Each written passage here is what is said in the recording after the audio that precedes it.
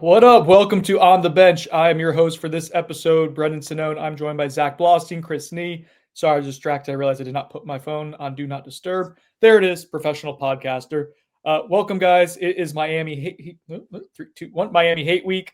We are here to talk about Florida State, Miami top 20 matchup. So close to being a top 10 matchup, maybe even a top 5 matchup. No college game day. What are you going to do? Chris, were you disappointed by that? Did you want to throw any rotten tomatoes at anyone? It's good for the brand, I guess, is what I'm supposed to say there. Would you have thrown hands with Herbie? No. He's going to be inside a Doak, though. That'll be the first time, right? They're calling the game. Correct. Him and Chris Fowler, along with Holly Rowe. Are they up there near the press box, Chris? Yeah. So what are we going to do? So when, Chris, if you go to the bathroom and you're at the urinal and you look over to you, I think I know what I'm going to do if it happens to me. What are you going to do with to Herbie if you see him and you're peeing next to him? I'm going to finish using the restroom and go back to work. That's so lame. Yeah. I know. It is. I'm going to look over. I'm going to go look down and laugh and then continue doing Look down. Yeah, I'm going to look down and laugh. Well, it took 73 seconds for this to get weird this morning. Make him wonder, you know? No. Chattanooga Whiskey is our sponsor for this podcast. Thank you, Chattanooga Whiskey. Hey, don't take my word for it or my word on anything. Zach and Chris have both enjoyed many of the offerings from Chattanooga Whiskey. Legitimately, everything they do is interesting. It's different. They have a unique malting process, and that helps them kind of like amp up some of the flavors that you get, even if something's a little bit younger. But then you have some like this. The Chattanooga Whiskey Founders Edition has like some 10-year-old juice in it too. Solera process. I think their 13-year is coming out pretty soon, if not out already. I got to double check on that, but that's a good bottle to go ahead and get. Good for the collection, really good stuff. But yeah, everything they do is awesome. Please support them as you guys have continued to do, because it is legitimately a really cool, good, unique product. And then after you throw a couple back and you want to get a little weird, not looking over at the urinal next to you weird, but just, kind of like, hey, I just want to recklessly buy a house. Or the Turner Group. The Turner Group. Thank you, Zachary. Zach will be in a house that was procured by the Turner Group this weekend. So if you're looking for a place to live, if you're looking to sell your place, if you're looking for a money venture type of opportunity with renting, Turner Group is who we'd have you talk to. Colin, Amy Turner, legitimately really good people, very well connected throughout the state of Florida, can help you get where you literally want to go. All right, so this podcast is going to be a Miami preview podcast. Duh. There's a lot of really good recruits. I think we're going to talk a lot about that in this part of the podcast, but it's going to be broken up a little bit. So we're going to talk about our thoughts on the game, give you some updates on what's happening in the world of Florida State's football program, availability, injuries, that kind of thing. Give you some thoughts on what we think is going to happen on Saturday. But Chris is going to break down basically the ins and out of Miami's top 5 team right now with Miami sideline reporter Josh Darrow. And that'll be probably after we'll do 30 minutes or so of a podcast here and then a commercial break. And then you'll get insight into what Miami does and what's made them so good so far this season. So as we get into this game, fellas, Florida State, I think, opened as a 4-point. Is that right, Zach? Underdog? I think it was 5.5, 4.5, 5.5. That's kind of a big difference. Let's go ahead and double check the story that you did, please. I thought it was 4 points.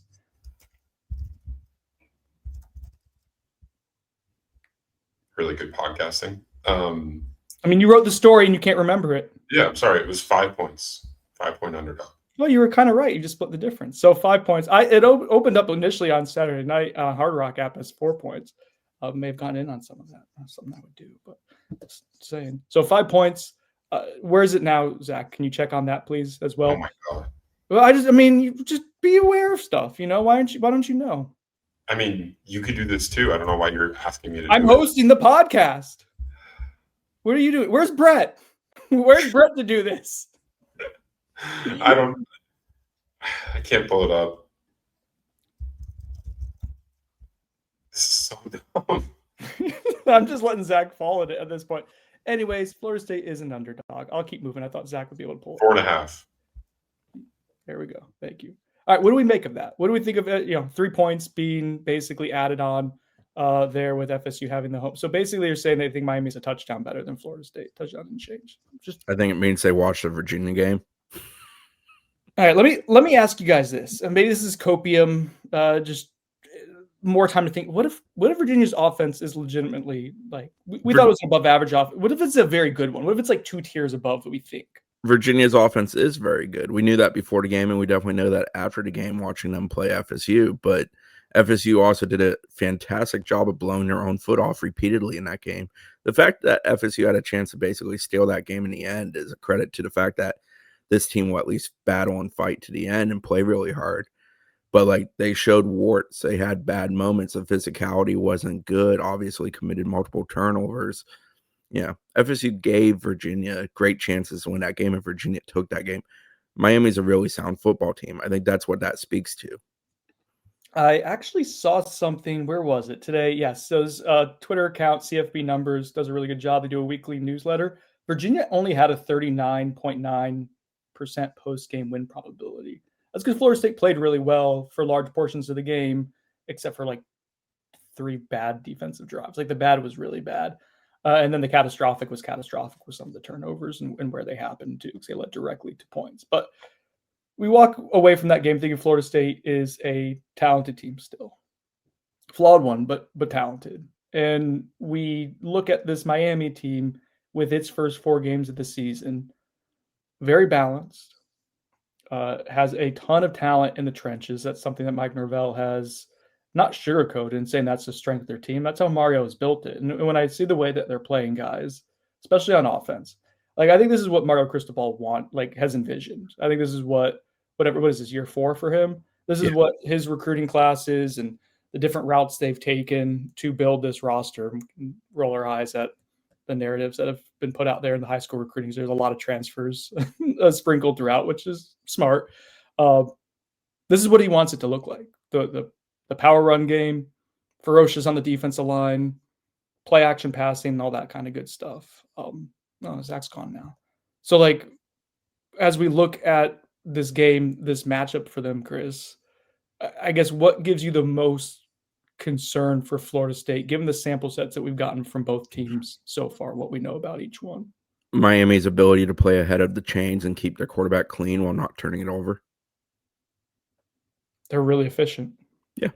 They've allowed 11 negative plays all year, and that's including a decent amount of backup play because of the blowout against USF, the blowout against Bethune, the game being put away against UF late. But yeah, they stay ahead of the chains. They stay really clean. Beck gets rid of it quickly. Their O-line is very, very talented, very, very good. They have a very capable running game with both Shamar Brown and Mark Fletcher. And like their offense is super efficient. It's not explosive. I mean, it's capable. There's guys in that offense who are certainly capable of being explosive. Both of the backs, Malachi Toney, for example. But like that offense is more methodical so far through 4 games, and it is explosive.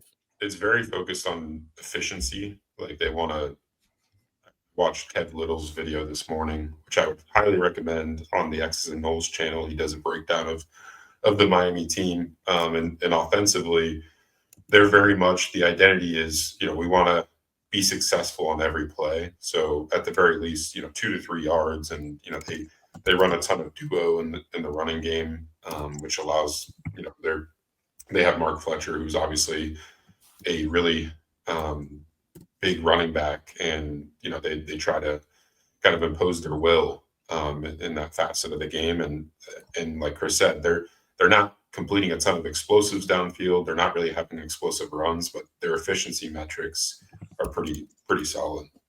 Yeah, they have 722 rushing yards through 4 games. They've rushed for at least 134 in every single game this year. They have a rushing touchdown in every single game this year.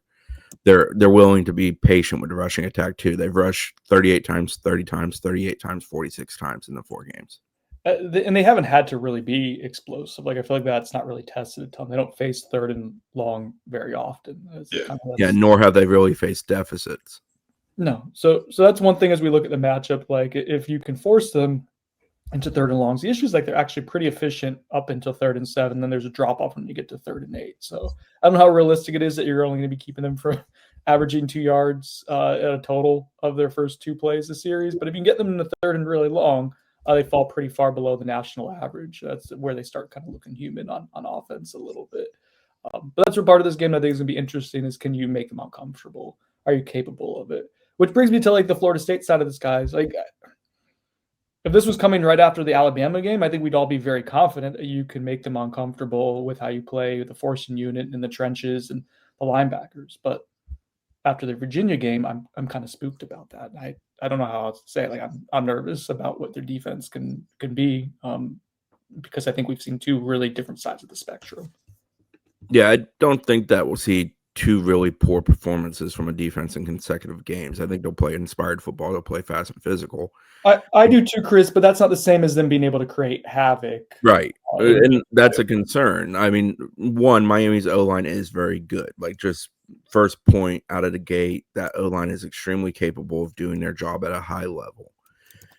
Secondly, Beck gets rid of it quickly. 2.6 seconds, something like that on average, I believe is the number he's at. And he, guy's played 6 years of college football. Like, he's a veteran. He understands how to manage the game back there and not put his team in detrimental situations.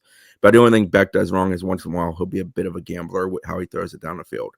He's been relatively well checked with that this year, but historically over his career, that is something he will do once in a while. My concern is like Ashland Barker, to get a little bit in the injury weeds.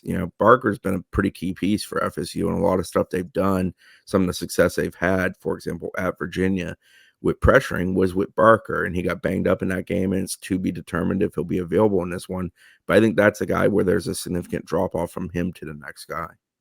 Yeah, Tony Whitehead voiced that there's a drop off, which I thought was interesting, and the coach was willing to articulate that. So we know that, right? He's a starter to back up there is just by definition going to be a drop off. But yeah, that's a big one for them, especially this type of game where you need that level of physicality. Yeah, he's someone who matches up size wise to Mark Fletcher. One other point on Miami's run game, Jordan Lyles is likely back. Is that right, Zach, when you were paying attention? Yeah, I think they said Jordan Lyle and JoJo Trader, the receiver, are likely going to be back. But Cristobal's also said that for the past 3 games in a row. Right. There's a lot of games. The availability report. But apparently the OC did also say that they're both going to be back. So, which gives them a little bit of explosiveness. On the point of Carson Beck, I thought the arm stuff looked as bad as it has all season in their last game against Florida. Now he's had a bye week, so I don't know if that was just like a fatigue thing with the throwing arm or what, but I thought he looked pretty bad for long stretches of that game. So it'll be interesting. Again, I think the name of this game here, one of the keys to victory I'm doing is you have to force Carson Beck to be the guy who beats you. And if that happens, it happens, right? But you can't allow the type of, and this is what Miami wants to do, is what Virginia did in different stylings, but they want to run the football. And you just show the propensity for allowing that. And so I'm with you, Chris. I don't think that you'll have the same timidness, I guess, that you saw, especially from that line. And the linebacker unit was not good at all against Virginia. I think that was on rewatch probably the most glaring thing that we saw. But I don't think you'll see that. But still, this is going to be probably the biggest test you've had in just terms of capability of the offensive line from left tackle to right tackle, running back. Completeness of the offense is as good as you face this season and will face. Earl Little Jr., bloodbath. I think that's when you look at key players. He comes to mind right away. Him and Darrell Jackson. Like, you need the heart of your defense to be really, really strong this game. Yeah, and you need a tone set out of the gate. I mean, one of the greatest things about the Bama game was Earl set that tone out of the gate, and everybody followed suit. Yeah. They struggled with that at Virginia, and Earl had a couple moments where he tried to do that, but I mean, heck, one of them turned into a touchdown for UVA. Yeah, just technique stuff, but also, I think on those plays where Earl was being physical, his teammates weren't rallying to the ball like they should have as well. FSU was very bad about that at Virginia, for sure.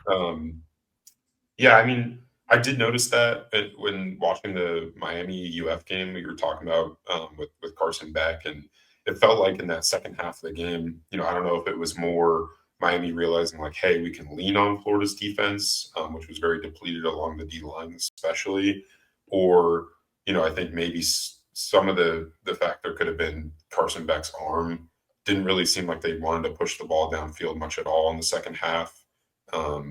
Everything he was throwing was very short, and when he was throwing it downfield, the velocity stuff did not look as good as it did at the beginning of the game. So I do wonder if there is some stuff there that's that FSU's defense can take advantage of. But yeah, I mean, I think the key obviously is being able to somehow create havoc, which we really have not seen from FSU in a competitive game since Alabama, over a month ago. And I think that's going to be the key. I don't know how they do it against obviously the best offensive line they're going to play most likely this season in Miami. But yeah, I mean, to me, like that's, as physical as Earl wants to play or as, improved as the linebacker unit can be, I think ultimately the D-line has to show something in this game. Well, I think FSU will try to throw extra bodies at it, but the concern there is cheating the zone. A guy like Malachi Tony or CJ Daniels or Trader, if he's back, getting the better of you. Yeah, and that's what I think that's ultimately. I think you take that risk, right? I think more often than not, that's what you're going to have to probably do to. Like the name of the game is making them uncomfortable, and we know what they want to do, and that's what I think your job as a defensive coordinator and coaching staff is to try to take away the thing that they want to do the most, and then leverage it. I would like to see FSU challenge them to throw on first down. Yes, so I was looking this up right before we started, Chris. Miami run they're super balanced. They're like almost a 50-50 split, but their running rate on first down is like 65%, I think it was. It's a lot. They want to get in favorable, and their success rate on first down is about, when they run, is about 9 percentage points above the national average. So yeah, I mean, you got Fletcher averaging 5.9 per carry, Brown's averaging 4.2 per carry. I wonder what that is on first down. I should probably look that up. But that's what their whole offense is predicated on, is to get into second and manageable. And if they are in third down, third downs where you can go at, like, to Zach's point, Carson Beck, I think the average air yards per target might be like the lowest in the nation. Like, they don't throw the ball downfield. It was definitely low somewhere. It may have been some situation, but they don't really push the ball a ton, and they've been effective when they have, though. Like, that is an element of the game.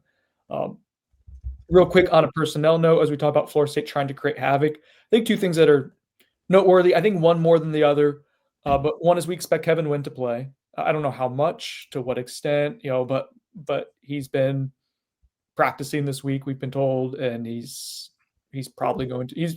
I would imagine when the first availability report comes out tonight, he'll probably be probable. That's what I'm going to guess. So you'll see him for the first time this season. At the very least, that's someone who allows Darrell Jackson to get some breathers in there. You can move him around a little bit more. That's a 330-pound individual who's really strong. The other one is Amari Williams, who's, Mike Norvell said, playing more on the defensive side of the ball this week. I don't think that's going to be a cure-all like some people. I think the fan base is hoping that's going to just shift things totally.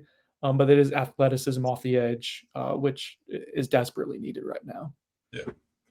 I think it's a third down play, especially. I think, like, you're not going to – Amari Williams is not an every down guy right now. Like, he's going to have to develop into that. It's not a position that he's been practicing at consistently this season.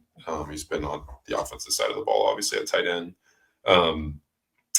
But yeah, I mean, I agree. Like, I think the hope is that he can provide some kind of juice, some kind of third down pressure that FSU's been desperately needing since that Bama game. And I think it's a good move. It's something I think we all think is a good idea for FSU personnel wise. But yeah, I don't think it's this cure all.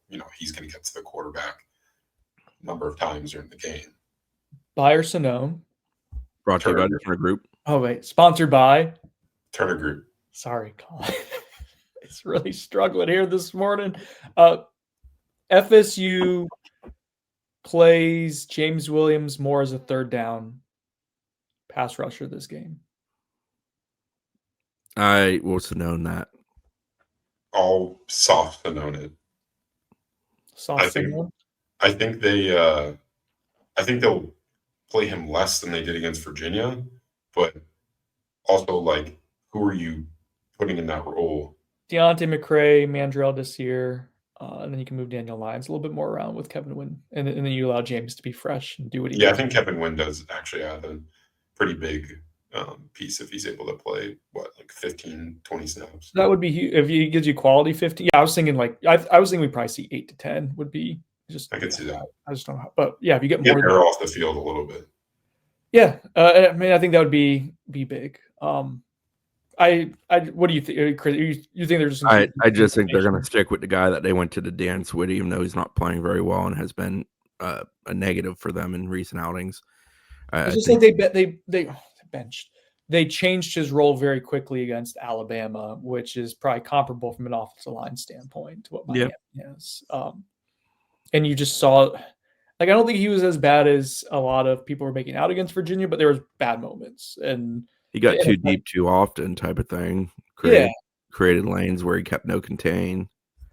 And I would imagine, but they do keep. I mean, I defer to the defensive staff too. They do keep putting him out there, so it might just be a matter of like that's just they think he's your best option. Jason Jenkins hasn't played particularly well. I know he's coming off the injury, and you weren't even expecting to get anything from him, but that's kind of been masked. I totally forgot to mention him as a potential starter. So I'm curious to see, like, is this a 3 down front? Is it a 4 down front?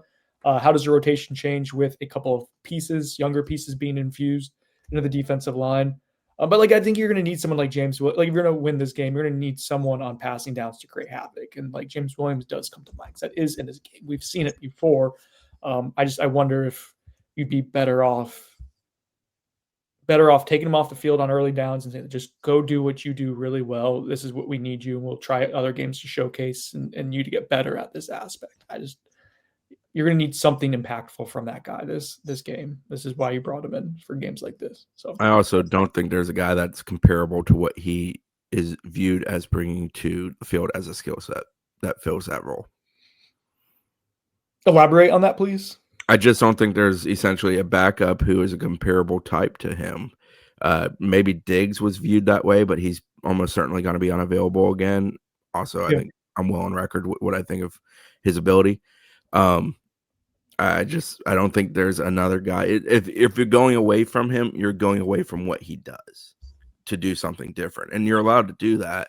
And you can get bigger and maybe just try to be more wall-like at the point of attack and allow other people, whether it's DBs coming down or et cetera, to trigger. But like, I don't think there's a guy that you go away from James Williams, because this guy is kind of like James Williams, and maybe he'll play better in this moment. All right, let's switch to the other side of the ball. Florida State, when they're on offense, it's one of the best offenses in the country up to this point. We've seen really good things from them on a consistent basis, regardless of level of competition. Injury stuff real quick. Roydell Williams is, how did Mike describe it? Like trending in a good direction? Yeah, he talked about him and Barker in the same tone, but it was more Barker was a very much to be determined, while Williams was very much a trending up, and we feel pretty confident. So a decent chance we see him return. If so, I think it's a pretty, I don't want to say limited capacity, but reduced capacity. But if you can get him to be someone who you use in inserting into the run blocking game, I think that's valuable for you. He's well regarded as a run blocker for you, and just a calming presence as well, is well liked on the team. Javon Boggs, who missed Virginia game, is probably going to play this week. And I think that's it. I saw Squirrel White walking into practice the other day. He is alive. They did find him in the massive humanity. So I think you're pretty good from a health standpoint on offense. Miami's defense, guys, you'll get into it later, Chris, I know, but defensive line is really freaking good. Yeah, I mean, the conversation starts with Ruben Bain. He's always been good in orange and green, but he's kind of taken that next step. Mike Norvell called him elite on Wednesday. I think it's a fair title. They're moving him around. They're using him in a variety of ways. He's impacting games in a multitude of ways. He's really, really good. And then you got Akeem Mesidor, who plays opposite of him, who's also playing some really good ball. So you've got a really nice front set by those two guys. The two primary interior guys aren't, super intimidating, but they're capable. They do their job well. But really their ends who can move around are the guys that set the tone. Linebacker Wesley Bassane, someone very familiar to people that cover FSU recruiting and keep up with FSU recruiting. He's developed into a player they recruited him to be. Muhammad Toure is a guy who came from Rutgers that FSU was actually involved with as a transfer. He's become a very solid second linebacker with Bassane. Statistically, Toure is actually the better of the two. And then their secondary is like redone. Excuse me. They went into the portal, got guys like Keontae Scott, Jacoby Thomas. OJ is about the only really homegrown guy I can think of off the top of my head who's a primary piece of that secondary. Brown's also back there.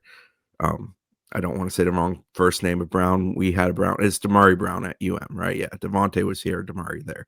Yeah, Damari's also a piece. Real quick, can we say what that was always supposed to be?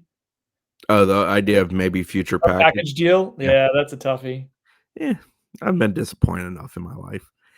Xavier Lucas, who came in from Wisconsin, has also been a nice integrated. That's another toughie. That was going to be a take for them at one point, and they're like, we're good.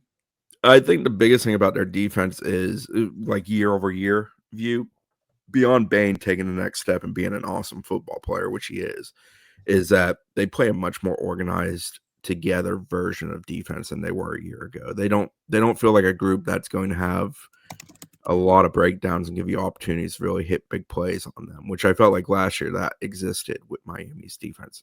I haven't seen that through 4 games. The DC from Minnesota, what's Heatherman? Yeah, I got it right here. I have it in my script for later. Yeah, Corey Heatherman. Okay, so I always I've been fond of Minnesota's development and talent evaluating for a few years now, and so this being a good defense isn't surprising. I mean, he has dudes up front. I think that's the big thing. Is yes, it's like Ruben Bain, but who's number 3 for them? What's his name? Oh my God, I'm getting so old, guys, with names.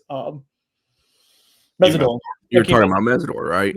Yeah. Who I talked about when I talked about Bain? I wasn't paying attention. I was trying to look at the next thing. I mean, I'm juggling a lot of things here right now. I'm trying to move us along and stuff, pull up different sheets and whatnot. And Zach's getting information about recruiting stuff. I'm trying to communicate with him if you need that. There's a lot happening. Talk about Akeem Mesidor is really good too. And the way he uses them, when you have good players, you can do fun things, but the way he uses those two and lines them up in different places on the field, often next to each other, but in different spots and stunts, they're really good. They have a really good defensive front, and it starts with Ruben Bain's legitimately 19.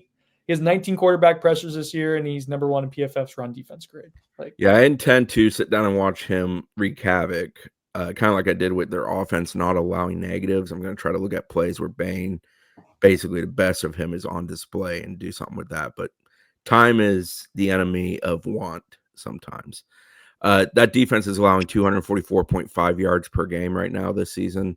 Just speaks how good they've been. 76.25 yards on the ground per game.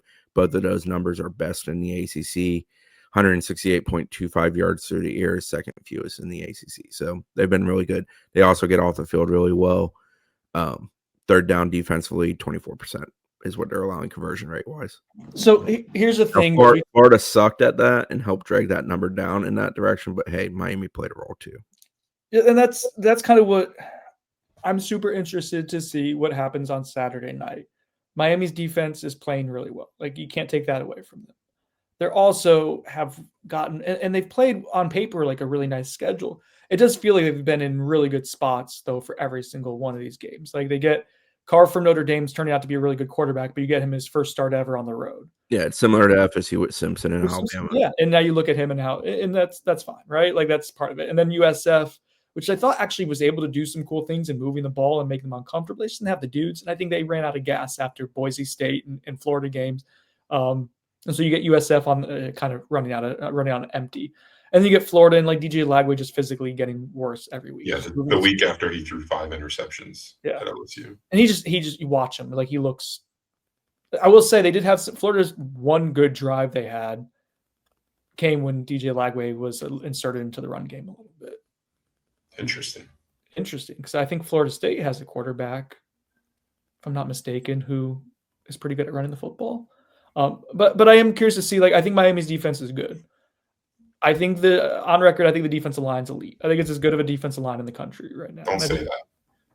It's pretty damn good. And it's good if you watch it on film. It's good if you look at grading and ratings and stuff. Yeah, anything it looks, anything it passes that every single test. It's a top 5 unit in the country right now. I'm curious to see what happens if you challenge their defensive backs, if you're able to put some pressure on them. I think they are helped out a ton based on what that defensive front does, which again, that's complementary football. That's all fine and well, but I do think that group has not been tested. up to this season. Besantis played some good football. I thought Florida ran right at him and had some success on a couple drives as well. Also, Billy Napier punting on 4th and 2, and I know they were backed up, but they ended up not getting the ball back for another 8 minutes. Anywho, they were actually starting to move the ball. They had a good drive, and then they had some successful plays, and they got to 4th and 2, and he just froze. And scared of money don't make money. He's scared, and he's. Yeah. Anyways, Miami's defense I think is really good. How do you attack them? How do you think you mitigate what they do well? Are there weaknesses to exploit? How do you match up against them? I think it's going to be tough. I mean, so they have 10 sacks, 2.5 per game. They have 26 tackles for loss at 6.5 per game. Tackles for loss number is better than the sack number nationally, but they're both in the 30s. I watched all of that Notre Dame game, all of that Florida game, portions of the USF game, and very little of the BCU game. The thing I took away is I think if you're going to try to do it, it's about getting one-on-ones and attacking the one-on-ones vertically, or creating opportunities where you have numbers and you can hit chuck plays. To me, it's FSU's got to be really good at the explosives. I don't think they're going to be good at the down-to-down. Yeah, because Miami's going to try to take that away from you. Now, FSU is really good at explosives, and Miami's really good at taking away explosives. So it's going to be a give and take, right? Unmovable force. Wait, what is it? Movable force, unmovable object. I guess. How come neither of you can help me today? I know my brain's going. I'm dealing with Brett. What's the saying? We need you, Brett. A movable object versus the. All right, Brett's not helping either. He unmuted himself from behind the stage and didn't say anything. He just put his hands up there. That was helpful. Everyone's great. All right. Anyways, moving on. I think this is why people like the podcast / hate the podcast. Tommy Castellanos, I think, needs to have a really good game.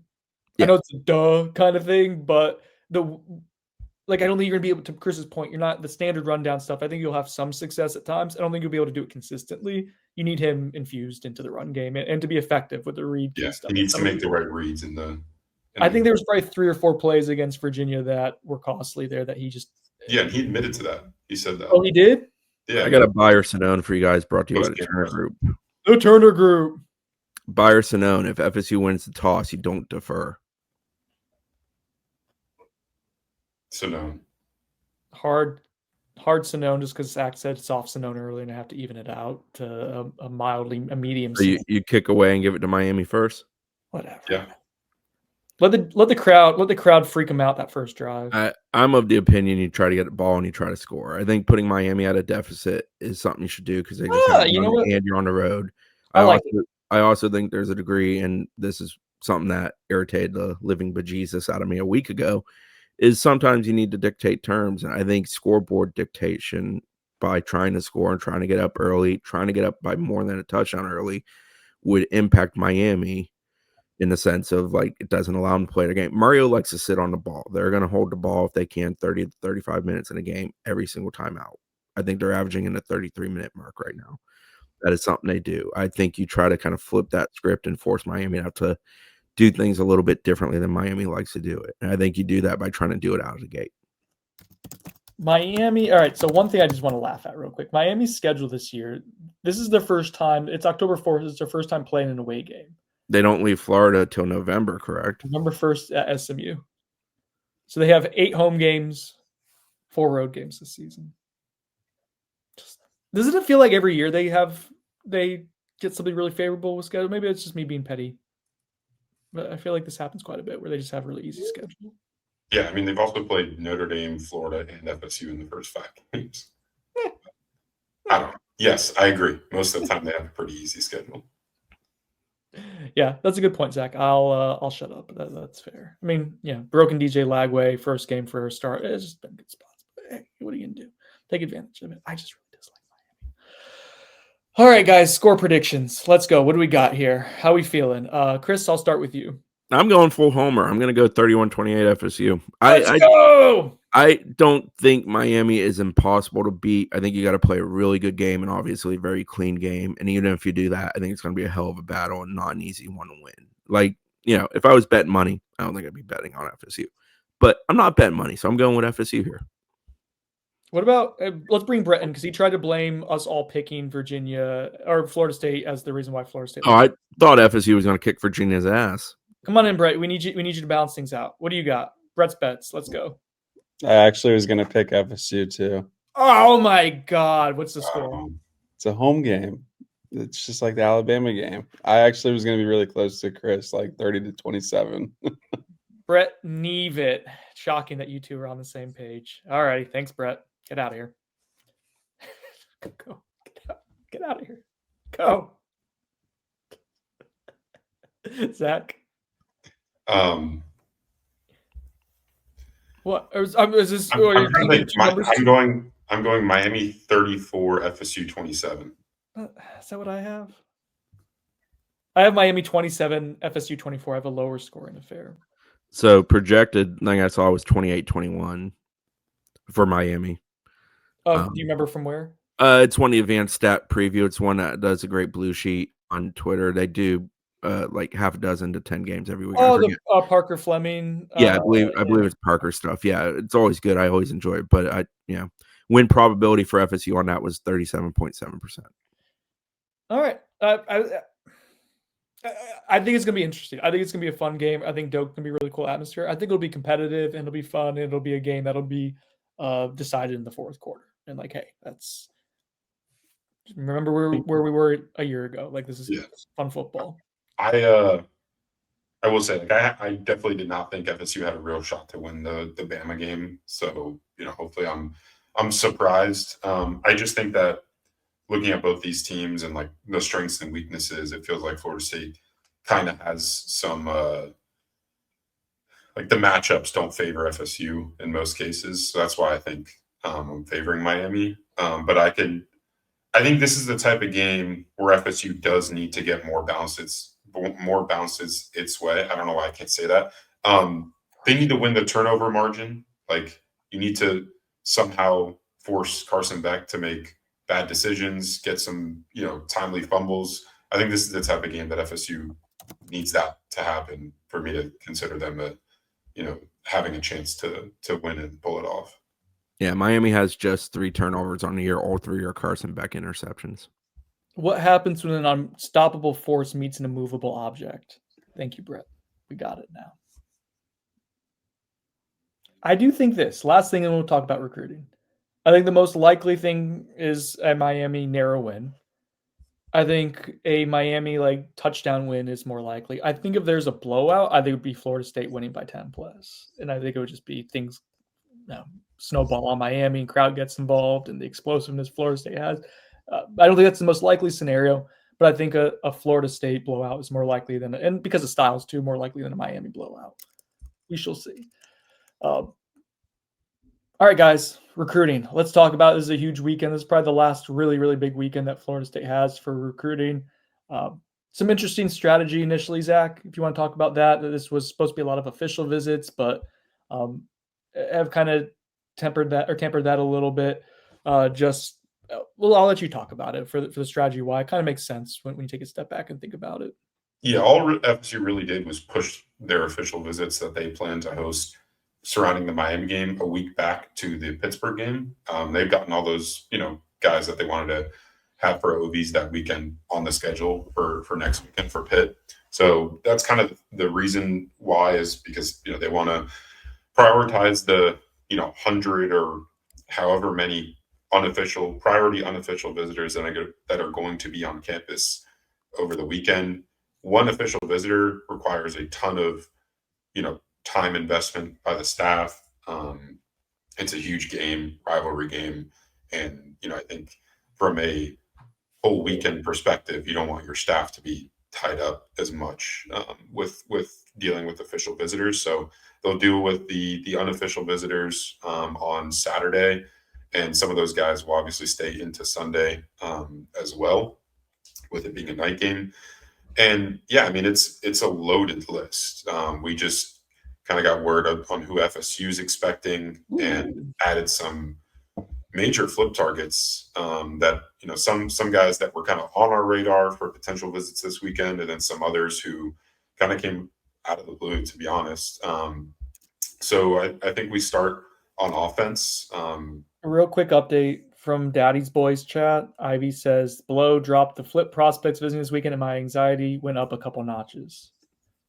Okay, no one knows what that is, but hey, Ivy. So yeah, we start on offense. We start at potentially quarterback. Ooh, Zach, some of this is new because it just dropped and you haven't shared it yet. So I've been hosting the podcast on some of these new names. I'm excited. Let's get And it. if Brendan would shut up, you would be able to share it. Right? That would be awesome. Jaron Hewley, nicknamed Snowman. He's out of West Palm Beach, Florida, Cardinal Newman High School. He's committed to West Virginia, 3-star quarterback prospect. He's kind of been on my radar. I've heard that FSU's been in contact with him a little bit, but it sounded like it was mostly, sending him graphics and stuff like that. But could it be more than that? I think FSU obviously has one quarterback committed in their 26th class, and that's Jaden O'Neal, the prospect they flipped from Oklahoma over the summer. But there have always been question marks as to his fit in a Gus Malzahn scheme. We've seen how effective a quarterback who can, both pass and run the ball, how that looks in a Malzahn scheme with Tommy Castellanos, obviously the proof of concept this season. Jaron Hewley is more of that mold. This is a guy that before he started at quarterback was playing receiver and DB for Cardinal Newman back when, FSU defensive back Ricky Knight was there. And now he's their starting quarterback and has been playing really well as a senior this fall. He committed to West Virginia. FSU was actually supposed to host him for an OV in the summer, but he committed to West Virginia before that, and he didn't end up taking the OV. But maybe this is an opportunity for Florida State to potentially add another quarterback to their 26th class. You move over to running back, and there are, the two names in particular, flip targets. FSU does not have a running back committed in their 26th class. They're expected to host Amari Thomas, who's a former FSU commit who flipped to South Carolina over the summer. I know some people are not a fan of that just because, it didn't make a ton of sense with him being the only running back committed. Obviously, he was committed to Florida State when they're coming off 2-10, and South Carolina had all these, high preseason expectations. And I think it was all, NIL was definitely a factor there. But it sounds like with Florida State re-recruiting him after he left the class. Are we okay with it? You said, yeah, he's talented. I don't know why StreamYard. Okay, yeah. I think he's a really talented prospect. I think he's a little underrated in my opinion. If you watch the film, he's talented. I don't think that FSU should break the bank for him. I wouldn't budge too much when it comes to the NIL figure. But I mean, more just on the principle of yeah, I get it. I'm not even saying I'm against it. I just want to go through the thought process. If you think he can help you win football games, the answer is yes. Okay. Yeah. This is like a guy entering the transfer portal and then coming back. So yeah, I just want to. That never happened. I don't hate it, but I'm not in love with it. I guess I think I would prefer if FSU got another player in over him maybe. But if it's a last resort kind of deal and they need a running back, then we've seen how emphasized the running game is in this offense. You need to get Zach one. He wants that Carson Baker flip. He wants 2 birds, 1 stone. Take out UF and add the track kid. Yeah, Carson Baker is more of a burner. He can get in the open field and really separate. And he's a guy that FSU hosted for an OB over the summer, but they lost out to UF. Obviously, UF's having the season they're having. FSU's expecting him on campus this weekend. I was told earlier in the week that it was a maybe, but it sounds like they do expect him. So obviously a big development with UF also having a home game this weekend against Texas, and FSU has 3 UF commits set to be on campus for the FSU Miami game, guys that they're trying to flip. We go over to the receiver position. FSU already has 5 receivers committed, but it doesn't look like they're potentially done. Justin Williams is another Florida commit, a 4-star wide receiver out of Buchholz High School in Gainesville. He's set to be on campus, or at least FSU expects him to be. And he's a guy that FSU also hosted for an OB in June. And they lost out to UF for, I think they hosted him. They were set to host him. And he was a top target But yeah, he's a guy that FSU's been in contact with and is set to return to campus this weekend. Also, another guy, Georgia Tech commit Jafar Jean Noel out of American Heritage in South Florida. I don't know how, like FSU hasn't offered him, so I don't know how that might be a deal where he's just traveling up with his teammate Brandon Bennett, the 4-star receiver committed to FSU. I don't think that he's like a flip target for Florida State at this time. Tight end. There's been some movement at the tight end position this week. FSU, Knowles 24/7 was first to report that FSU is trending to flip Corbin Fordham, the 3-star tight end committed to Ohio State. He's been committed to the Buckeyes for over a year now, or around a year now, and he has continued to talk with Florida State staff, and they have been pursuing him really heavily. His whole thing was seeing if FSU was going to look, competent on the field this season. He's an FSU legacy prospect. His dad, Todd Fordham, played on the O-line for FSU in the 90s. And yeah, I mean, he's trending to flip to FSU. Could happen in the near future. And then you move over to the offensive line. These two prospects, I did not have on my original visitor list. Johnny Jones, the 6'6", 305-pound offensive tackle, formerly committed to UCLA out of Venice High School. He's set to be on campus. FSU's expecting him, which is a little bit surprising to me because I'd heard that FSU was maybe backing off of him a little bit. But we'll see kind of where that recruitment stands after this weekend. I think offensive tackles, obviously, they want to add one more in this class, in the high school class. So could see them potentially making a play for him. And then perhaps the more intriguing name, Aaron Thomas, also an FSU legacy prospect. He's a 6'7", 300-pound offensive tackle out of Phoenix, Arizona, committed to Ohio State, but FSU's also continued to recruit him. I'm a little surprised by this one too, because I've been talking with Aaron Thomas, and he told me he's very much locked in with Ohio State, and he was kind of, he told me a while ago that he was going to be at this game, but it was going to be more as a fan because he grew up rooting for FSU as a legacy prospect and a guy that would go to these games growing up. So I'm interested to see if it's more than that this weekend. I think it could potentially be, especially if FSU is able to get a win. He was at Clemson last year. Just add a little context to the fact that he tends to try to come to the big ones. Let's real quick pause before you get to the defensive side of the ball, Zach, because Chris has to leave in a couple minutes. He's recording the second part of our podcast. Just thoughts on the offensive group that's coming in here, Chris. What name intrigues you the most? What are the big targets for you? I would love to be able to get back in it with Aaron Thomas. I think he's an extremely talented kid that has major upside. Carson Baker's a track athlete in this offense. He'd be fun to watch. I mean, some Danzy vibes, but more of a true running back, in my opinion. And then Justin, the UF wide receiver commitment's a kid I absolutely love the first time around. I just think he's a versatile kid. Again, thinking what he could be in this offense, it intrigues me. I know FSU has 5 receiver commitments, but to me, he's a guy that's different than several of those guys, and I think fitting to what Gus tries to do with his offense and the way he'll utilize versatile receivers. So those are the first 3. I mean, obviously, quarterback's always an area of intrigue. All righty. Get out of here, Chris. Thank you. Bye, Chris. Bye, Chris.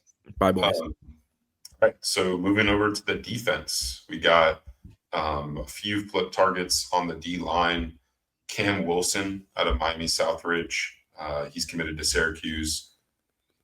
Talked about him before. I've got my crystal ball on FSU that I entered. Hands, baby. All the way back in, I think, March when he visited FSU and called them his leader, and then committed to Syracuse a week later, and I felt great about my crystal ball. But I'm glad that I didn't change it. So he's set to be back on campus. He's excited.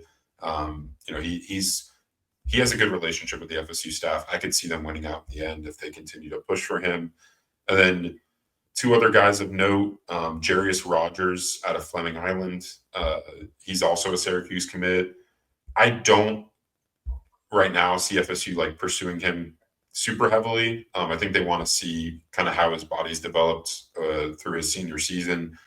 He's always been on the slimmer side, but interested to see, what kind of the feedback is coming off of this weekend. He has And then a prospect I know, freaky athletic testing.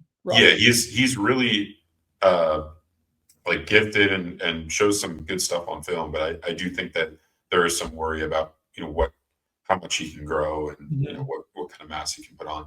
A prospect I know you're very excited about, Brendan, Jamin Pinkney. Let's go. Tell us a little bit about him. So he's a USF commit. In some of my scouting stuff on the side, I have AAC as one of the conferences that I'm responsible for. And just a common theme in the last few months I've been focusing on this type of stuff is that USF does a really great job with their evals as totality, but really I think on the defensive line, they do an awesome job. So if they show interest in the defensive lineman, it kind of piques my interest a little bit. And he's a guy who, when I watched him over the summer, really thought the junior stuff was interesting. 6'5" athlete, plays some wide receiver and tight end well, but really like the defensive upside with some of the way he moved with his wingspan was really intriguing, but was still kind of like almost growing into himself. You could tell he wasn't still quite confident in it, but I thought it was a really good developmental take for USF. And then you fast forward to his senior season, and he like put it all together, like the burst off the line and just some of the just confidence and how he attacks the football just got markedly better. So he's someone I think initially I put in like an 86 to 87 grade for, which is I thought USF was getting a power 4 caliber guy.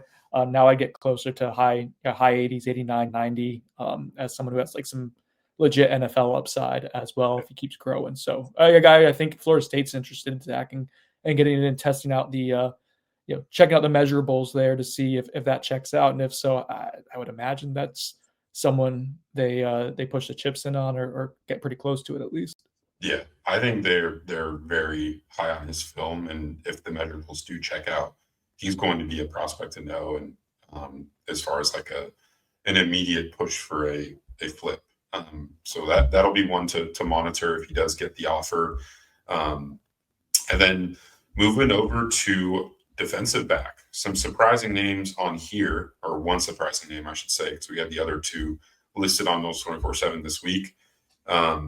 So Caden Hall, Florida commit, he's a safety, a perfect fit, I think, for FSU's rover safety position. He's kind of built like a linebacker, but kind of moves like a safety. A guy that plays at Milton High School over in the Panhandle, really talented. And yeah, he chose to visit FSU this weekend over the UF game versus Texas. So that's a pretty big development. And then Xavier Larice out of O'Galley High School. I went there, I should know. Spelled EAU, but pronounced O. Yeah, it's odd. It's not as odd as some of like the South Georgia pronunciations, like Houston County and stuff like that. Cairo. Yeah. But anyway, I love Xavier Larice on film. I know FSU does too. He's smaller statured as a kind of a safety, maybe nickel type prospect, but really, really good football player. I think he plays quarterback. He runs the ball a ton. He's their punter. He also does kick return, and he plays defensive back. So he does like everything for his high school team. He has like 600 rushing yards this year from the quarterback position. So he's a football player, if you will. Yeah, but really, really talented. I think if he was an inch or two taller, we'd be talking about like a high 4-star type prospect. But the size does limit his, NFL, potential NFL upside. I think Oregon being cool, taking him all the way across the country is probably tells you something. Because their DB class last year, when I'm blanking on the DB coach's name, the co-coordinator, but when we were like looking at guys who made sense, like that DB class was insane. Like they can cherry pick, and so for them to do that, and I got one little tidbit on that, Zach. Little tidbit. Go ahead. I think him being an undersized prospect is something that actually kind of plays to Florida State's advantage in the sense that they've had high success early this season with two undersized, more diminutive defensive backs, and a little junior who's maybe 6 foot on a good day, and then Jerry Wilson as well. And so I think he's seen that, and that's something that is probably appealing, is that they don't shy away from playing those guys if they're good football players, and that's what he is. So I think that's helped FSU, in addition to other things, kind of get back in this recruitment. Yeah, he's a guy that was a big FSU fan growing up. He kind of got spurned a little bit by the old coaching staff. He went to a camp and they told him, essentially that he was too small, and he didn't get an offer. And by the old coaching staff, I mean like the old defensive coaching staff before they made changes this offseason. But Evan Cooper and a number of those other guys on staff have done a good job with him since, building that relationship back up, and they'll have a shot to wow him this weekend. And then the most surprising name, a guy that was added to the list this morning, Lasiah Jackson. Oh, wow. All so right.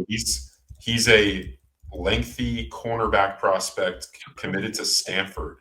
6'3", 175 pounds. A guy that FSU was very high on. He took an OV there over the summer, but is kind of, Stanford looks like one of the worst P4 teams in the country. And I think that's kind of opened up his recruitment a little bit more this fall. Auburn's been the team that's kind of had it's been trending for him as of late, but FSU's been trying to get in the mix, and it looks like he'll be on campus this weekend. Obviously, Lee County is not far from Tallahassee, about an hour and a half north, and that's where they got a guy like Usman Chroma from. They have some good connections there, and it seems like they're going to make a play for Lasiah Jackson, who I think we all are pretty high on him. He's like a top 100 prospect in the 24/7 Sports composite. A guy that took OVs to Alabama, Auburn, FSU, Georgia Tech, and Stanford. High academic kid, obviously, being committed to Stanford and taking an OV to Georgia Tech as well. I'm a huge fan. I'm glad FSU's back in the mix here, and we'll see kind of what shakes out this weekend. Moving past the 26 names, I mean, I'm just going to advise you to go over to the website and check out the visitor list, just because there's so many other names. I mean, I'm looking through here. It's like it's probably over 100 just in those other two classes alone. So yeah, I mean, really, really prime opportunity for Florida State to make an impression on some of their remaining flip targets in 26, but also to get a step ahead for next year's class and beyond as they try to build on some of their early season momentum. Okay. So what are your thoughts just generally, Zach, of the strategy for this weekend, the names that have been brought in, and I guess just the importance of performing well on Saturday night? Yeah, I mean, I like the strategy. I'm a fan of bringing in OVs for less crazy, crowded recruiting games. I think that's a good idea and gives your staff more time to spend around those official visitors, and doesn't kind of split the time between the 100 or so unofficial visitors and the few OVs that you have on campus, because you want to make sure those OVs feel prioritized. So fan of the strategy. I mean, I think I don't really have to say much. Like, FSU needs to, at the very least, make this a very, very competitive game, keep it very close, and make it an environment that is exciting to be a part of for these recruits. I think as long as get into the fourth quarter and have it still be a game, and that would go a long way. And then, if you're able to win a game like this, I mean, it dispels a ton of narratives, I think, about the two programs and just all the back and forth, right, between the fan bases and, kind of the coaching staff a little bit. FSU's kind of banked on more true freshmen this season. It seems like Miami, to fix their defensive back problems, they basically went into the portal for every single spot. I did like Mike was asked about Miami going. He was asked about their secondary being rebuilt in the transfer portal. He's like, yeah, they went in the transfer portal. Like, he went out. Like, Mike doesn't play a whole lot of the petty games, but he did go out of his way to say the word transfer portal after it was already addressed in the question. I don't think Mike likes crystal ball. I mean, that's. I mean, I've heard some rumblings over the years. Why would he? Why would he? I mean, they're rivals. That's kind of how it should be. But Mike, I feel like gets along with most other coaches. But I mean, he had that encounter with Billy Napier after the game last year with the finger point thing, which I thought was funny. But yeah, it's a huge game for both programs. I think for Miami, from their perspective, they're trying to kind of quiet the the storm that FSU's been brewing to begin the season. And if FSU's able to win a game like this, I mean, we're talking about potentially, competing for a top 10 like class, which is something that's been unheard of in the Norvell era at FSU. I mean, you look at some of the flip targets on campus. Like if you add some of these guys, like it could be a really special group. So yeah, I mean, I struggle to see a world, Zach, where Florida State's 4-1 and their wins were against Miami and Alabama. Like, who would have had that on the bingo card? Yeah, and your one loss is Virginia, who we all thought before the season was going to be one of the weaker teams in the ACC. Yeah, I've seen some advanced analytics at nerdy stuff that shows that Virginia's offense is a lot better than Miami's. I don't know if I believe that. Yeah, but Virginia's also played far worse defenses than Miami has. Don't say that. Stanford, Notre Dame, Florida. Yeah, I don't know. Coastal Carolina. Don't say that. I'm interested to see how Virginia does the rest of the year, because I think that'll tell a lot of with Florida State and how bad or not bad that loss was, I guess. Alrighty, let's take a commercial break. I promised 30 minutes. This has been an hour. Chris is going to he's recording it right now, but through the magic of editing, we'll put this all together. We'll have a sit down with Josh Darrow, Miami's sideline reporter, as well, to kind of give you more insight into the Canes and what they do well and what's led to their strong start. So it's Miami week. Can't hold anything back. Bye, I guess. Partially bye. Or Sano. All right, welcome back to On the Bench. We're going to go behind enemy lines with Josh Darrow, sideline reporter for Canes football, also the host of the Behind You podcast for Miami Hurricanes football. Josh is one of those people that can tell you more than anybody else under the sun about Miami. So, Josh, how you been, buddy? Good, man. It's been a while since I've seen you roaming the streets of some 7-on-7 or some, college recruiting camps and whatnot. But it's good to see you still doing your thing. Yep. Representing the Knowles, and your operation has grown. I've kind of gotten out of tracking down teenagers, but I wait to them to get to college. But I'm still enjoying what we're doing, and nothing really beats this week, right? I don't care what the records have been. Yeah. Obviously, this one's a little bit different, but this is always fun. Yeah, the rivalry is a blast. As someone who grew up going to FSU stuff and then obviously has worked around it for more than half of my life now, it's one of those that's provided some great moments, some horrific moments, but a lot of enjoyable football moments.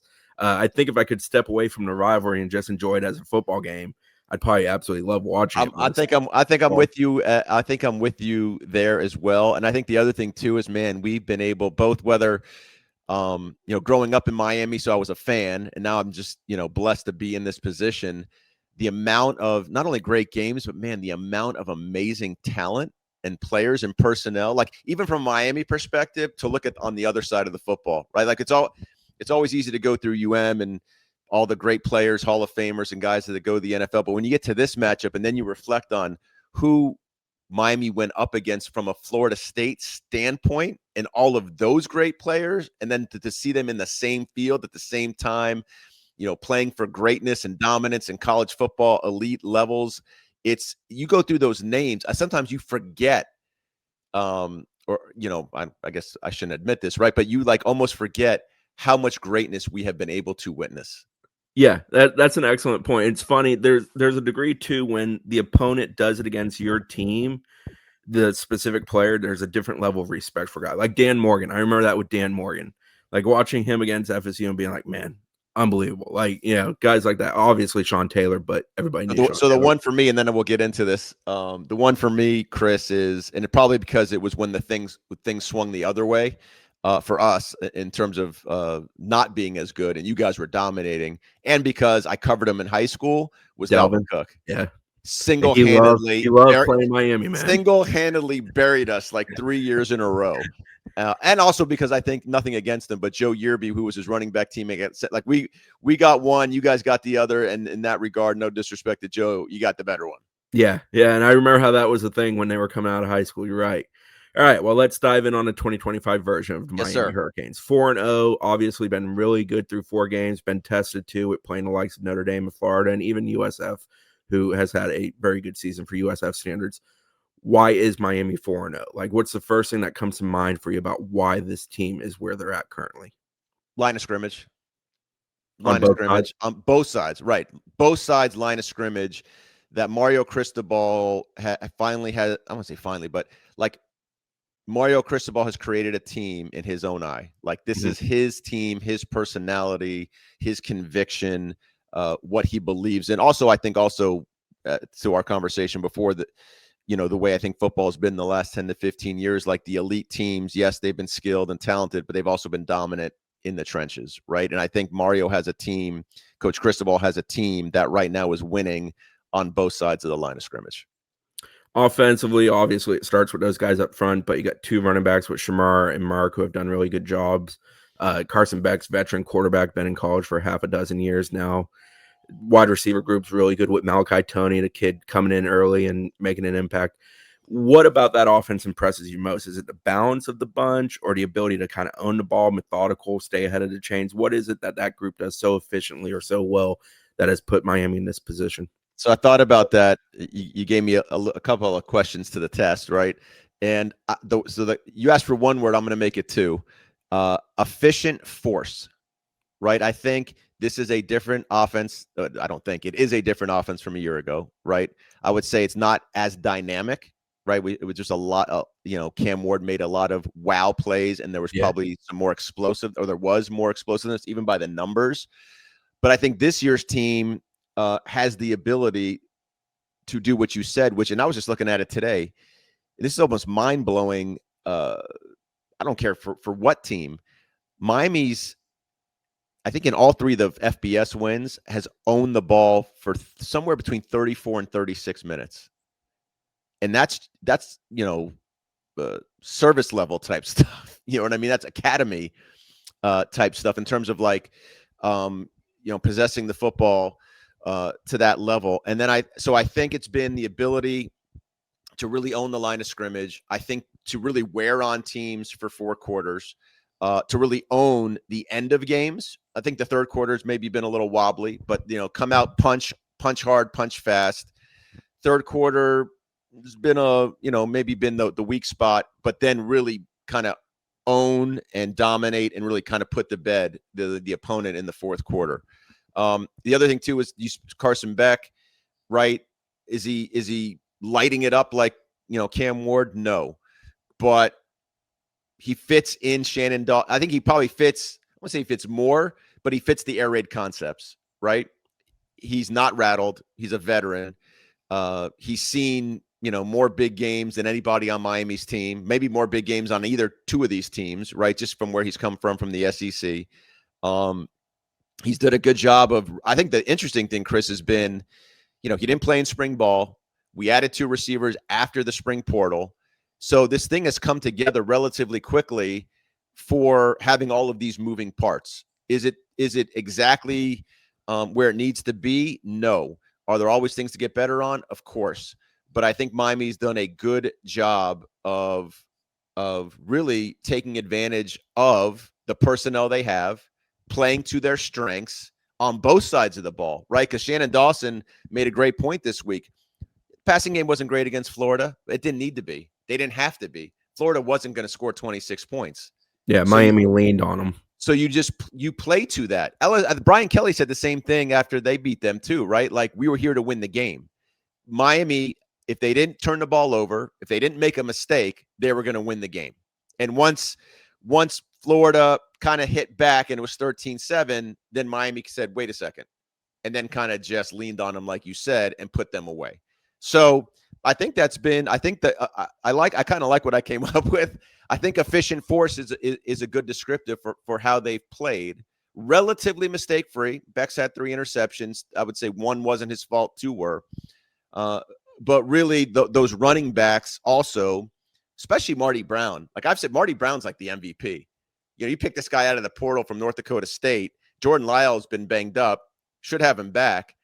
But Fletcher and Brown fit that personality I described. They a perfect match for Miami's offensive line and how they are running the football. You mentioned Lyle is probably going to be back. Do you think Trader's getting back too? I do. He was dressed for Florida. He didn't play. I don't know how much they'll play, only because I don't think there's a need for that yet, because everyone ahead of them has played well. I think from my perspective, really without any knowledge of this yet, today's my day to go down there, Chris. So you're off by 24 hours. I got you. It's all good. But to me, I look at it like added bonus. You know what I mean? Jordan Lyle's got a little more on tape than JoJo Trader from a collegiate level, right? So I think we know more about what he contributes, what he can do, and how he complements the other two. Because I do think Jordan gives you a little bit of a different. They don't have like a home run hitter, like a Dalvin Cook, but Jordan Lyle does give you a little bit of a change of pace. I think JoJo Trader gives that a little bit too, in theory. Right. We just haven't seen it yet. The odd thing is, it's so funny. We were talking before about our boys and they're older, and my guys are into football and sports, and obviously the Canes in part because of me. I remember before camp started, my son was like, well, "Who's the most important player on the like? The frame of the question was like, who needs to hit for this team to take that step forward?" Right. And our collective answer was JoJo Trader because of all of the change on offense. And now the good news is they've been fine without him, and now you get him. So he, in a weird way, because of how long college football is now, Chris, right? If you go where you want to go, you're playing an NFL season. Right. It's like you picked up a free agent or a guy out of the portal. You know what I mean? Yes. New log on the fire. 100%. What, if anything, is the weakness of the Miami offense? If you're FSU and you're trying to figure out how do you combat that, what is it that you think you can do, or what is it that Miami might be incapable of doing or have yet to show they're capable of doing that can hold them back? I don't know if they have like a weakness. Like, I'm not sure there's a weakness, like from a personnel standpoint or from what they do. I think if there's something that maybe is missing a little bit is the thing we just talked about. Like, they've hit some big plays, not as many as last year. Like the numbers are down in the big play category. I think it's down like maybe half, in each category, run, pass, right? Mm-hmm. But they are able to manufacture those drives regardless because of all the other stuff we talked about. I think the thing is, one, if I'd like to see, the curiosity for me, Chris, would be tight end involvement, because Elijah Arroyo was such a big part of their offense last year and led to a lot of big plays. And the second thing would be they have a lot of power. I'm not sure they have as much. They may not have as much playmaking, like dynamic playmaking, like a guy who's going to make a guy miss and then go, right? That hasn't hurt them yet. It may not hurt them ever because of how this team is constructed on both sides of the ball again. So I would say, and maybe JoJo Trader and Jordan Lyle become those two things, right, for Miami over time. I would say those are probably the two things that I'm looking at as how does that evolve or develop over the next 8 games for Miami and further if it goes that way. Flipping the defense, Mike Norvell called Ruben Bain elite. I think it was Wednesday, so yesterday. Ruben Bain's always been good. I mean, anybody that followed recruiting knew Ruben Bain was going to be a big-time football player, but he has taken another step. I know you're trying to champion the Heisman campaign, I believe, for Ruben Bain. I got no problems doing that. And it's funny, people. Well, here, finish the question. I'm sorry. Go ahead. What has he done that's allowed him to take that next step? Is it something he's done, or is it something that Miami's doing with him? I think it's both. I think it's a great question. I think it's both. One is I think they're allowing him to maximize his ability in Coach Heatherman's scheme. The second thing is, as good as he is on the field, is as good as he is off the field, on top of which he's one of those guys, Chris, and you've seen him on your end. I'm sure at Florida State, you've had these guys. We've had him at Miami. He is just psychotic about the work. Like, not only is he talented, and I'm not just saying this to say this because I'm a Miami guy. I'm saying this because it's the truth. Go to spring ball, practice is over. He grabs Jason Taylor and is getting him more work. Get off, pass rush, going up against the sled. And I go to UM every Thursday. When I go down there every Thursday, and I'm sure it happens the other days too, the same freaking thing. So it's like it's not an accident that he's like this. He is maniacal about being really good and then doing everything he can to be that good. He's like possessed. You know what I mean? Like he's one of those guys, that those obsessive guys about being great. It's just what he is. I think competitive about everything. Changed his body this offseason. Like he's down, I think about 10 pounds. He's leaner. He also, I think the other thing too, Chris, last two things I would say about Ruben is, the Heisman plays are the pass rush plays, but he's not just a pass rusher. Mm-hmm. He's great against the run. All of that force and power and speed and all that stuff, he plays the run the same way and shows up in the run. And then the other thing too is his effort. Like he never stops. Which was why you see him make a lot of those plays. Not just the plays that are coming to him, the play against Notre Dame, right? He's chasing the ball down to make the interception. He's chasing the ball carrier down if he's coming from the weak side to the strong side. He never stops playing. And I think part of it is we talk about wearing people down. Like at the end of the day, people just don't want to deal with him anymore. He's hard enough to deal with on the first move, but the second move, the third move, the fourth quarter, the first quarter, I think he's the total package. And yes, I do think he's put himself in a position to win the Heisman. I also think, I haven't studied it so much, he could probably make a really good case this year, right? I'm not sure there's a runaway, and it's also only 4 games in. So why not? Like if he has a year, if he continues on this pace, then why not? Because he would put himself in a Charles Woodson-like spot to be that disruptive. And if Miami continues to have the kind of year too, right? Like why not? Why can't he be the best player in college football this year? And I know a lot of people sort of dismiss it because it'll never happen, but why can't it happen? Yeah, it's like he's got to throw a pass to get in the conversation because that's just what it is now. He's dominating the game from his spot of the football, from his position. He's in the conversation. And if it continues, like I said, why not? I've always had respect for his game, but watching Florida, Notre Dame specifically, he plays his backside off every single snap. Like that's my point. So it's like, it's not that he's just good, or it's not that he's just talented.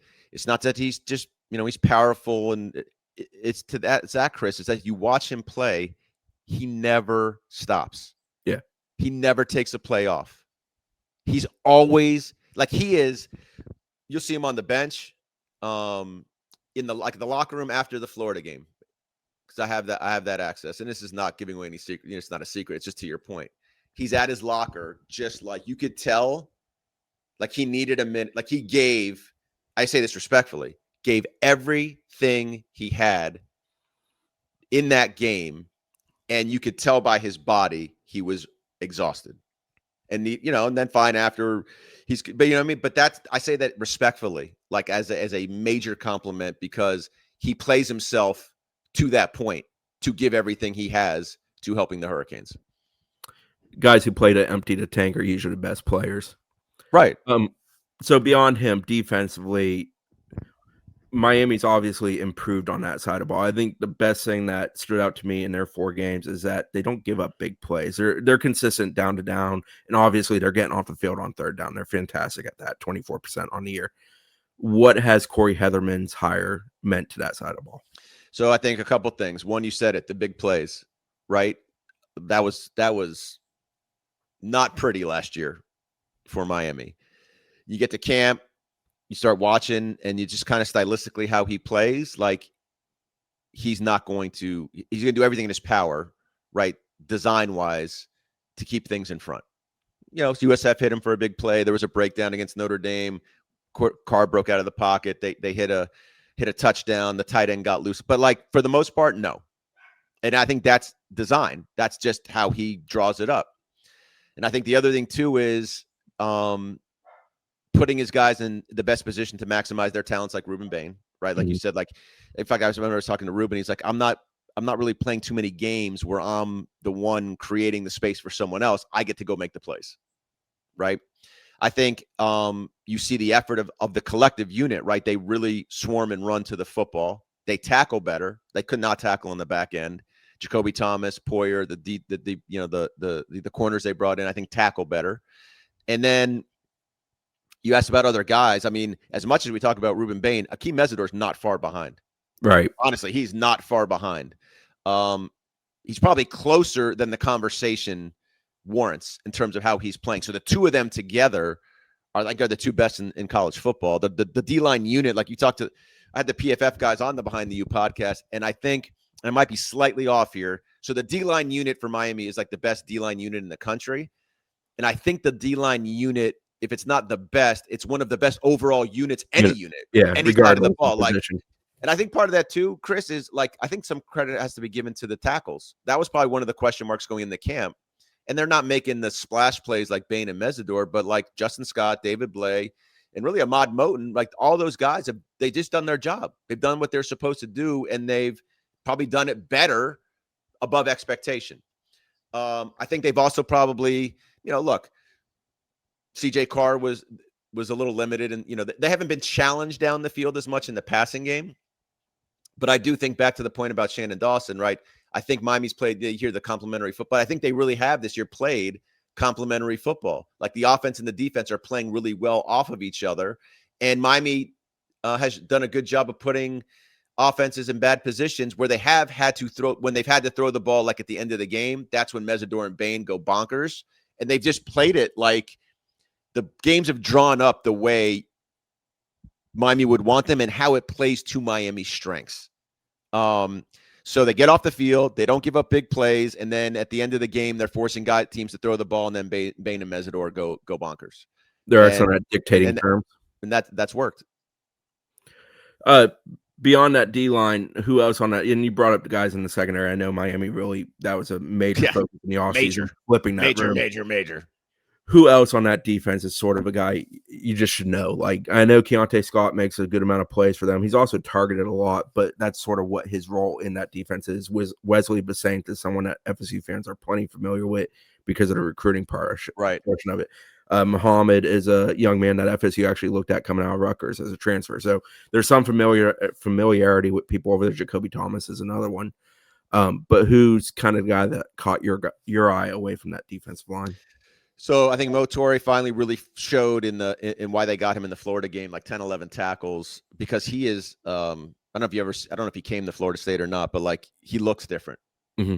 He looks like a Big Ten New Jersey Rutgers linebacker, like 6'2", 240, like a big freakish looking dude, or 230, like just a big freak. And I think for how Miami wants to play, like I think the other thing too with Coach Heatherman is like, I think Miami wants to play defense almost the way they play offense, right? You know what I mean? Like physical, at the point of attack, knock back, using your hands, like really just being overpowering from like not sidestepping, not cute with stunts and game. Like we're coming at you, just like Miami on offense wants to play. And I think Mo Torre fits that from his physique, physical standpoint, and can stand in there and do that kind of stuff. I think on the back end, Jacoby Thomas, the kid from Tennessee, gives you the same physicality on the third level from he's blitzed off the corner.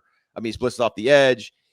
He puts guys on. That was a problem last year too, was giving up big plays, and we couldn't get guys on the ground. Like they got to, like when you get to the second or third level, which will be, I think it's an interesting matchup in this game, right? Like Miami's gonna have to figure out how to get Castellanos on the ground. The style of play from Miami defensively almost mirrors how they are on off. Like I hope like the whole thing kind of works together. So, you're getting good play up front. You're getting Mo Torre in the middle. You're getting Jacoby Thomas in the middle on the back end. You have much more depth at the cornerback spot. You got like 4 guys that can play. Bryce Fitzgerald, the freshman, has become like a playmaker on the back end, like flashed during camp consistently, always around the ball. He's got 2 interceptions. So Poyer's been solid on the back end too, the kid from Jacksonville State.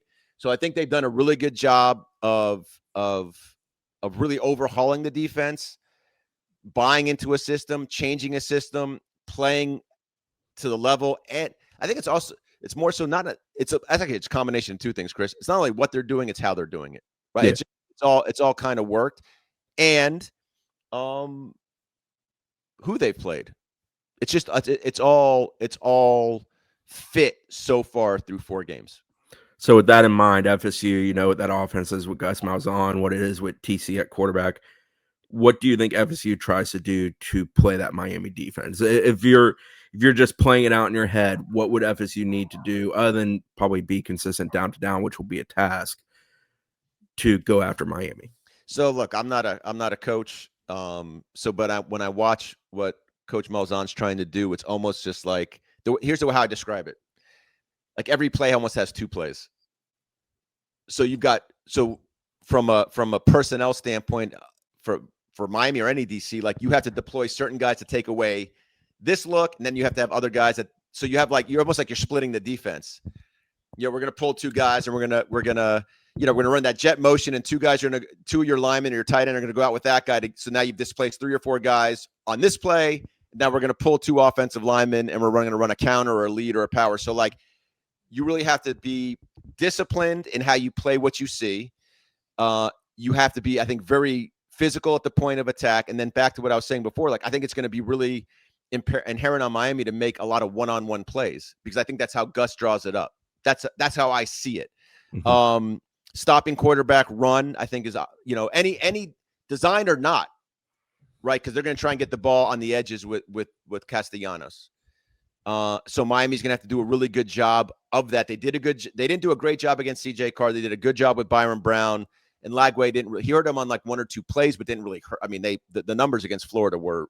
I think the scoring drive was the only time Lagway really. Right. I mean, the numbers. So if you're a Florida fan, God, that was awful. And if you're a Miami fan, that was dominant, right? I mean, it was under 200. It was 20. I think it was 26 or 30 halftime. Yeah, I kept looking up at the scoreboard, going -5 yards, 10 yards, 20 yards, for a half of football. It was crazy.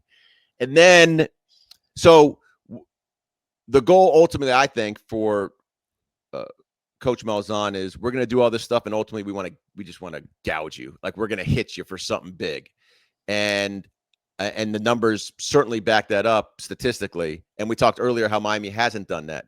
So I don't think it's a question of if Florida State has big plays, because I'm sure they're going to have some. It's how many and how bad are they? Are they 50-yard plays to set them up in the red zone? Are they 40-yard plays that end up in touchdowns, right? So, what is the end result of the big play? How many are there? I think if you're Miami, you got to understand there'll probably be some, but you got to hold Florida State below what they typically do. I think obviously stopping your more traditional run looks, that has to be automatic. And then I think everything to me is understanding what Florida State is going to try and do, and just not let them do as much as they've done. Is Castellanos going to break a play on the edge? Probably. Just don't let him run for 100. Right. Deuce Robinson had a major game against Virginia. Does he have the same kind? Does he make 3 plays or does he make 8 plays?